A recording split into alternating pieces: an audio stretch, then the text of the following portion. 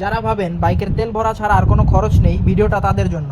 একটা বাইক যার mileage 40 kilometre, 30,000 kilo চললে তেল খরচ 91,500 টাকা।